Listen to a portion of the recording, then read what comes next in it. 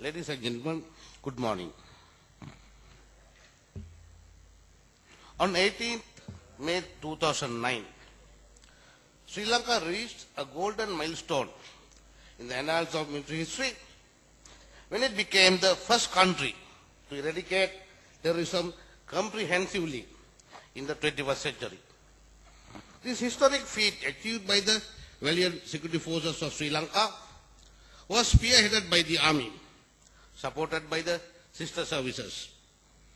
The significance of the campaign should be viewed in the backdrop of the fact that the liberation tigers of Tamil Eelam had developed into an insurgent army possessing subconventional warfare capabilities, territorial control and near parallel governance, supported by a reputation of being the world's most ruthless and dangerous terrorist organization. The impossible, as propagated by many parties with vested interest, was made possible by the decisive, enduring and unwavering leadership of His Excellency the President. The cohesive bonding of the political and military strategy by the Secretary of Defense, abundantly supported by the will of the nation, and an innovative application of military force. Before proceeding any further, let us hear what His Excellency Mahinda Rajapaksa, the President of the Democratic Socialist Republic of Sri Lanka, stated on this historic day. I quote, "The victory achieved was not won easily, but at a great cost. With supreme sacrifices of our valiant armed forces, who sometimes did not even get the opportunity to change their uniform for weeks. However, they fought in the ditches, swamps, and had to destroy embankments over 12 feet high, cross lagoons, but they did not give up till the final victory over the terrorists was achieved and the whole country brought under the national flag." Unquote.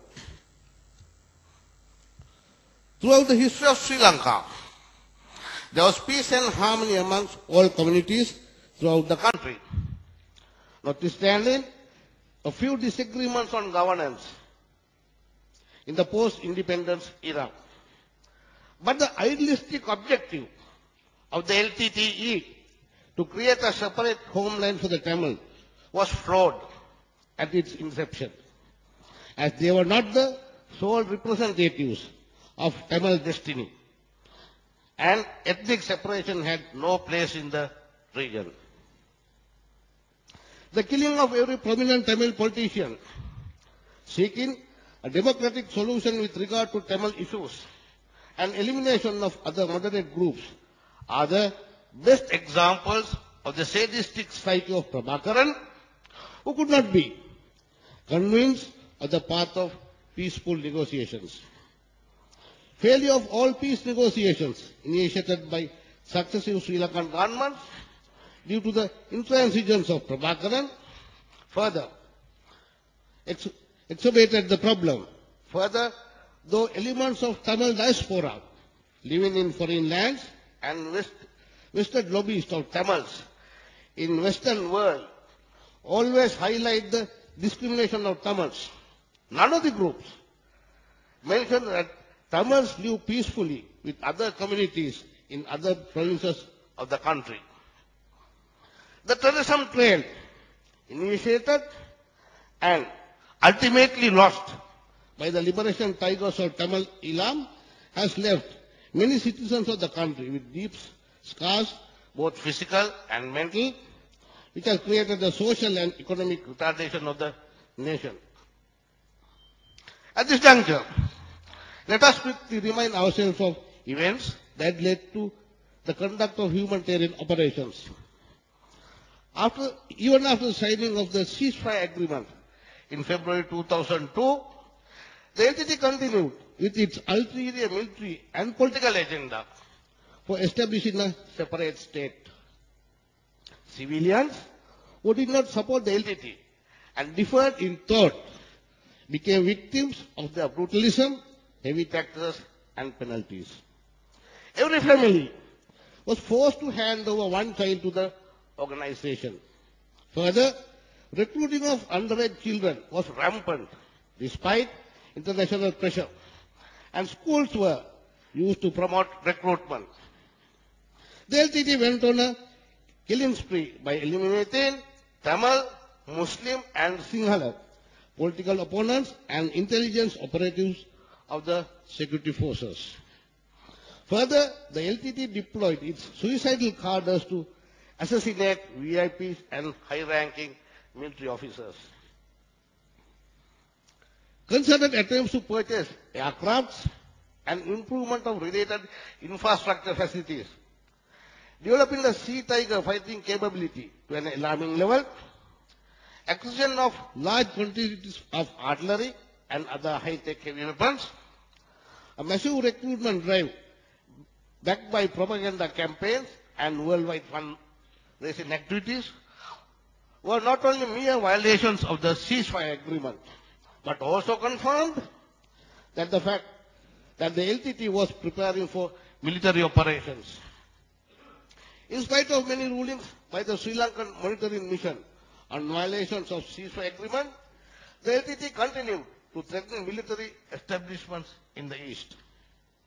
Most importantly, the security of the Trincomalee harbour with the construction of new defences in Sampur. After the presidential elections in November 2005, the LTT openly displayed hostility towards new political and military leadership by attacking very sensitive military targets and VVIPs. It was evident that the LTT had perceived the peace tolerance attitude of a majority of Sri Lankans as a weakness.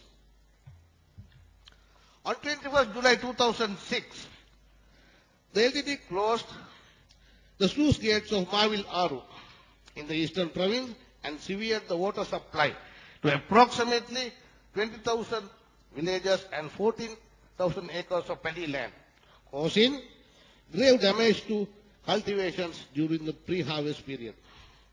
When several attempts to resolve the issue with the LTT through ICRC failed and having no other options left, the government was compelled to launch a military operation to regain the control of Mavil Aru sluice on humanitarian grounds. After a series of successive humanitarian operations led by the army, terrorism was eradicated from the eastern province by August 2007. The humanitarian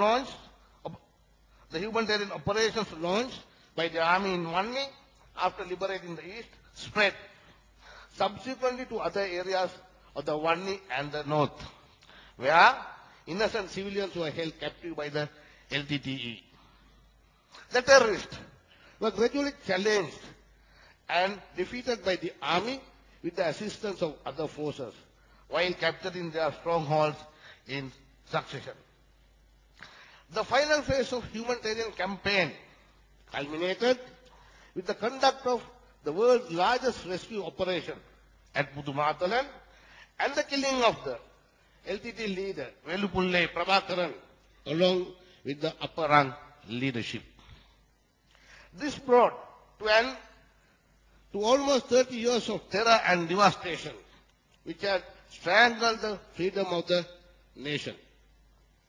With its death, the conflict that the Sri Lankan security forces waged for over 30 years was finally concluded in a relentless campaign conducted over a period of 3 years.